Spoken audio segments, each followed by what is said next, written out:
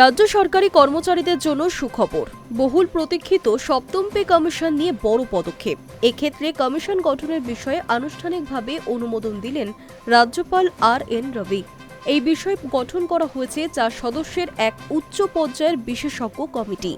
সপ্তম বেতন কমিশনের কমিটির চেয়ারম্যান হিসেবে নিয়োগ করা হয়েছে অবসরপ্রাপ্ত আইএস অতনু চক্রবর্তীকে।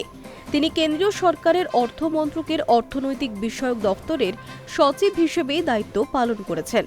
কমিশনের সদস্য হিসেবে দায়িত্ব পেয়েছেন নীতি গবেষণা কেন্দ্রের সিনিয়র গবেষক ডক্টর পার্থ মুখোপাধ্যায়। পাশাপাশি সদস্য করা হয়েছে আইআইএম কলকাতার অর্থনীতির অধ্যাপক ডক্টর পার্থ প্রতিম পালকে। এছাড়া কমিশনের সদস্য সচিব হিসেবে দায়িত্ব পালন করবেন আইএএস তথা পশ্চিমবঙ্গ সরকারের অর্থ দপ্তরের সচিব দেবী প্রসাদ করণম। বস্তুত 26-এর বিধানসভা নির্বাচনের প্রচার পর্বে বাংলায় এসে এই সপ্তম বেতন কমিশন চালুর বিষয়ে বারংবার জোরালো সওয়াল করেছিলেন কেন্দ্রীয় বিজেপি নেতৃত্ব। আর এ রাজ্যে নির্বাচনী প্রচারের মঞ্চ থেকেই স্বয়ং প্রধানমন্ত্রী নরেন্দ্র মোদী রাজ্যবাসীর উদ্দেশ্যে যে সমস্ত গ্যারান্টির কথা ঘোষণা করেছিলেন, তার মধ্যে সরকারি কর্মচারীদের জন্য এই সপ্তম বেতন কমিশন গঠন ছিল অন্যতম শীর্ষ অগ্রাধিকার। অন্যদিকে কেন্দ্রীয় স্বরাষ্ট্রমন্ত্রী অমিত শাহ বাংলার মাটিতে দাঁড়িয়ে স্পষ্ট ভাষায় বার্তা দিয়েছিলেন যে রাজ্যে পদ্ম শিবির ক্ষমতায় আসার ঠিক ৪৫ দিনের মধ্যেই রাজ্য সরকারি কর্মচারীদের জন্য সপ্তম বেতন কমিশন কার্যকর করা হবে। গত মে মাসেই সপ্তম বেতন কমিশন গঠনের চূড়ান্ত সিদ্ধান্ত নেয় রাজ্য সরকার।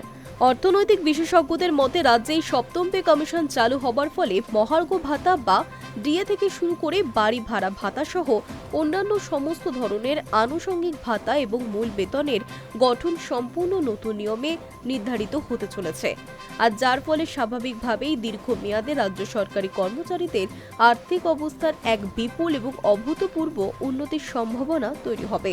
পশ্চিমবঙ্গে এই সপ্তম বেতন কমিশন বাস্তবায়নের মূল উদ্দেশ্যই হচ্ছে রাজ্য সরকারি কর্মচারী, স্বশাসিত সংস্থার কর্মী, পেনশনভোগী এবং অন্যান্য অনুদানপ্রাপ্ত প্রতিষ্ঠানের কর্মীদের বেতন, ভাতা, অবসরকালীন পেনশন এবং অন্যান্য সুযোগ সুবিধাগুলোর পুনর্বিন্যাস বা সময়োপযোগী সংশোধন করা।